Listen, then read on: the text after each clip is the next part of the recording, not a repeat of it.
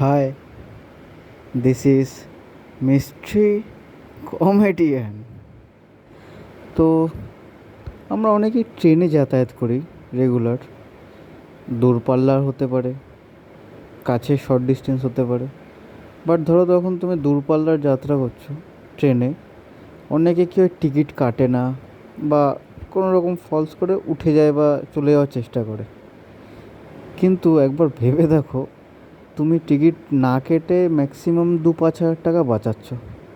কিন্তু যদি তুমি টিকিটটা কাটতে, টিকিট কাটার সময় তুমি ইন্স্যুরেন্সের ওখানে চেকটা করতে, তোমার 10 পয়সা তুমি খোয়াতে এক্সট্রা, আর ট্রেনটা অ্যাক্সিডেন্ট হয়ে গেল, আর ভেবে নাও তুমি সাকসেসফুলি মরেও গেলে, তাহলে তোমার বাড়ির লোক 10 লাখ টাকা পাবে।